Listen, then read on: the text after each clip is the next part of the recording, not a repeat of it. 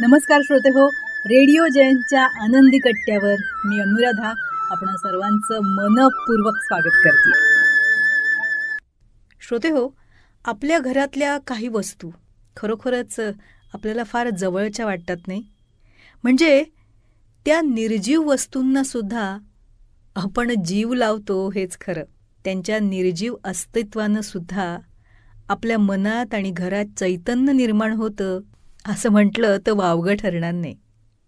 याच आशयाचा आहे आजचा आनंदी कट्टा. नीता चंद्रकांत कुलकर्णी यांनी साधा लोखंडी कॉट यावर एक अतिशय सुंदर लेख लिहिलाय. तोच आजच्या आनंदी कट्ट्यावरून तुमच्याशी शेअर करते. ऐकूया. 50-55 वर्षांपूर्वी एकंदरीत सर्वच समाज साधा मध्यमवर्गीय असा होता. म्हणजे अर्धे अधिक लोक गरीबच होते.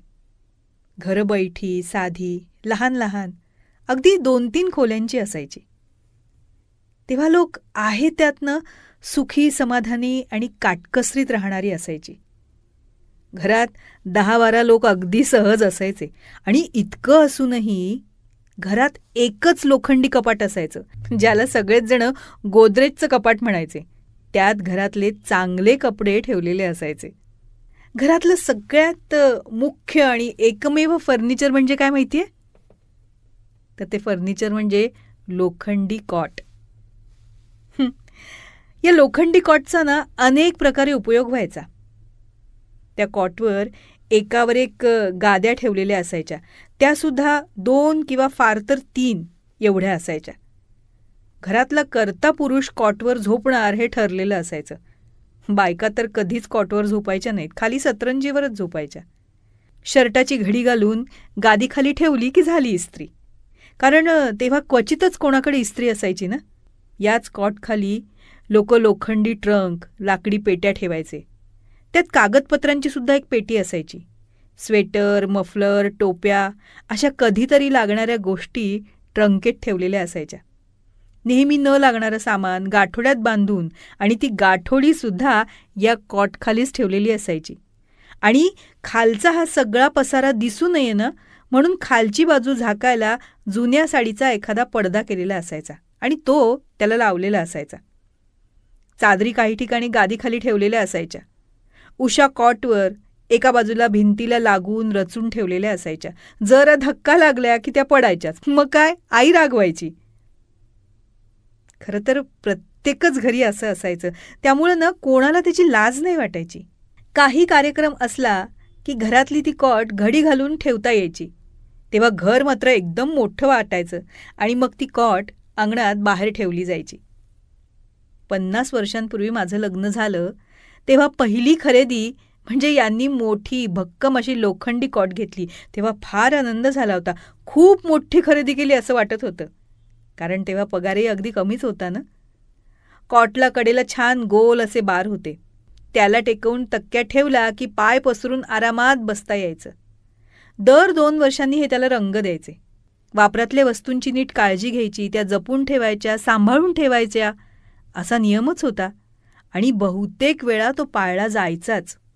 मग आमची बदली माढा, उदगीर, उस्मानाबाद, मुरुड, पुणे, सांताक्रूज, मुंबई इथं होत गेली. पण ह्या सगळ्या प्रवासात ती कॉट आमच्याबरोबरच होती. डबल बेड घेतले तरी कॉट काढायचा विचार कधी मनात नाही आला. मुंबईला सांताक्रूजला बँकेचं क्वार्टर होतं. तिथे वर गच्चीत ठेवली होती कॉट.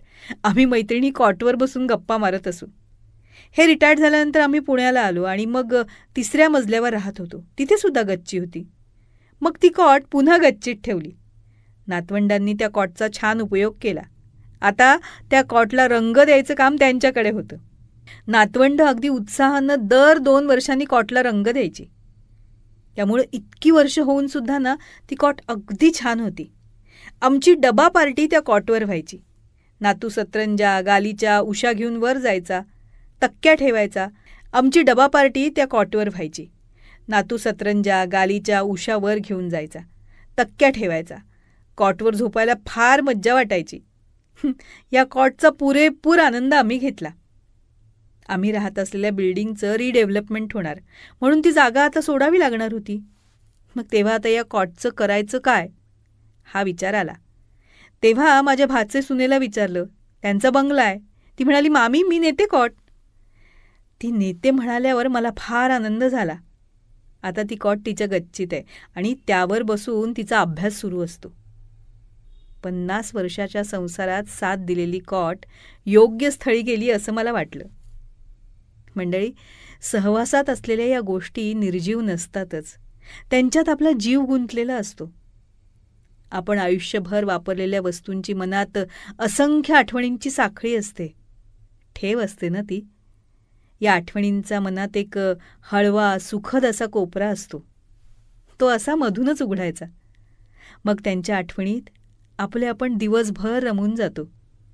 घरी बसून मिळणारा हा सहज सोपा आनंद उपभोगायचा असतो.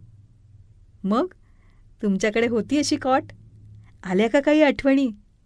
आणि आता आपलं ठरलंच आहे ना अशा गोष्टीत रमायचं. मग त्याचा मनानं पुन्हा एकदा अनुभव, आनंद, आस्वाद घ्यायचा, हो की नाही? मग कळवा आम्हालाही तुमच्या अशाच मनात जपलेल्या आठवणी.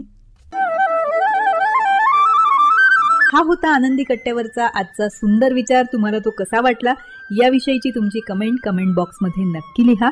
आणि त्याचबरोबर रेडिओ जयंतचे दर्जेदार कार्यक्रम ऐकण्यासाठी रेडिओ जयंत लाईक करा, शेअर करा आणि सबस्क्राईब करा. रेडिओ जयंतचं सबस्क्रिप्शन फ्री आहे. आणि त्याचबरोबर नोटिफिकेशनसाठी बेल आयकॉनवर क्लिक करायला सुद्धा विसरू नका.